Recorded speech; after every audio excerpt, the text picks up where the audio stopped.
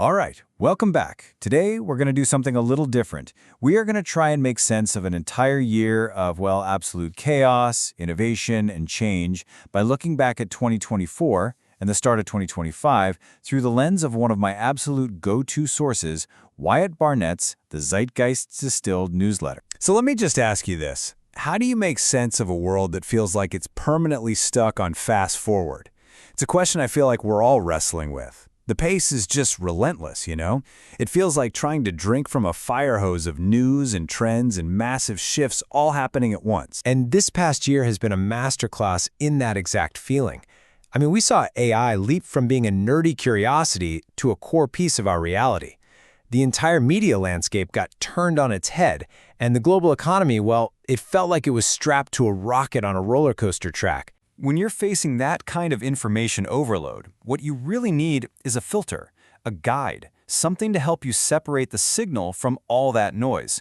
You need a Zeitgeist distiller. And for this journey, Wyatt Barnett's work is going to be our guide. So this is the story of the last year or so, all seen through the eyes of a Zeitgeist distiller.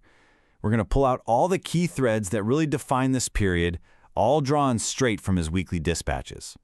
Okay. Let's dive into this. So first up, the big one, the AI tidal wave. And honestly, this was arguably the single most disruptive force of the entire year. We're not just talking about some new software or a new tool.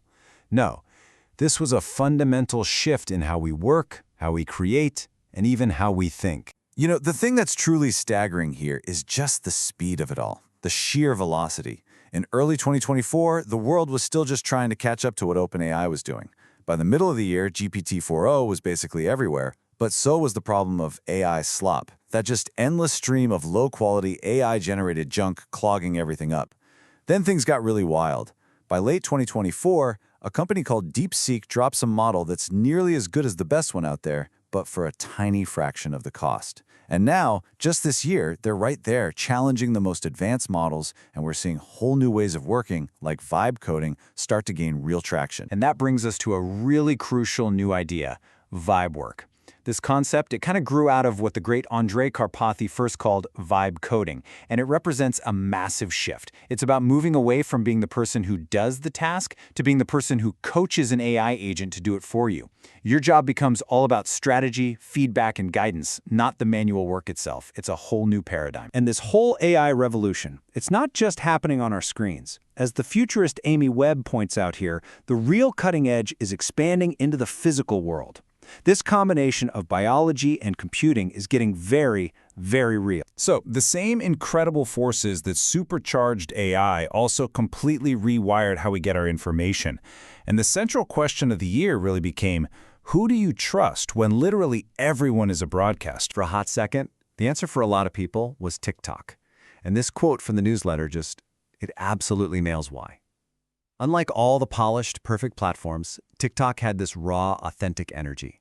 It was a place for unfiltered truth, shared not with your curated list of friends, but with the entire world. And then, it was gone. Using the platform's own self-censoring language, in January 2025, it was unalived. Just like that. And its sudden shutdown left this massive cultural vacuum and served as a pretty stark reminder of just how fragile these digital spaces we all live in can be. But trust didn't just disappear, it just moved. It flowed away from the big institutions and directly toward individuals. You had veteran journalists like Jim Acosta and Mehdi Hasan leaving TV and going independent on Substack. Niche newsletters became the new go-to sources for serious business and tech news.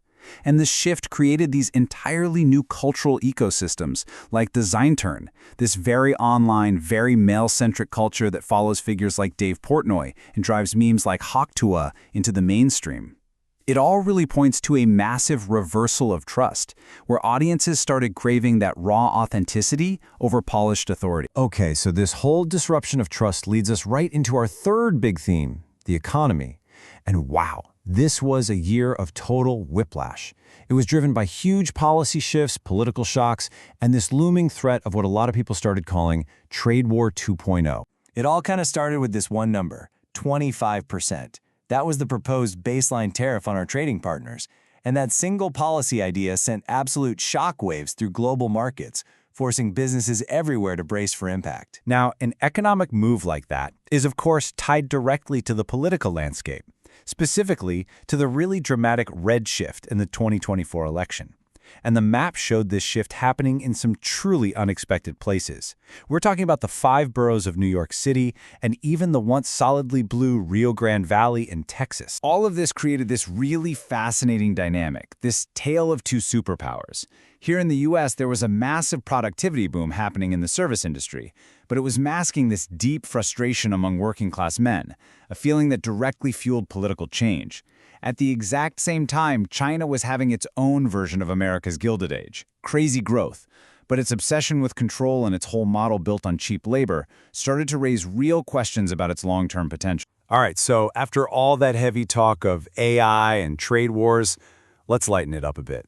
Because the newsletter also did an amazing job of capturing the wonderfully weird cultural currents that flowed through the year, from crunk music to cricket stars. I mean, where else do you connect the dots between the return of bare-knuckle boxing, your neighbor who works in an office becoming an international cricket star, and the secret history of that white plastic chair that's on every single patio? It's this eclectic mix that proves these weird and wonderful cultural trends are always flowing right under the surface of the big headlines. So, after distilling all of that chaos, what can we actually do with it? Well, this brings us to our final section, a survival kit. It's filled with practical tools and philosophies pulled straight from the newsletter to help you navigate this new era. So how does a Zeitgeist distiller actually do it? This is the literal tool chain Wyatt Barnett uses. Think of it as a system. He uses Make to automate the flow of information. He uses Raindrop to capture any link or article so he never loses a good read. He uses Feedly's AI to discover sources outside his own bubble. And then Notion is the brain, the command center where it all comes together. It's a personal, powerful system for filtering the noise, and anyone can build one like it. So, this all boils down to 3 core ideas you can use to survive this new era. First, curate your diet. Actively choose your information sources. Replace that generic newspaper with a bundle of newsletters you actually trust. Second, embrace vibe work. Learn to partner with AI. Use tools like NotebookLM to augment your thinking, not just automate boring tasks. And third, and this is so important, think in distributions. The world is rarely black and white.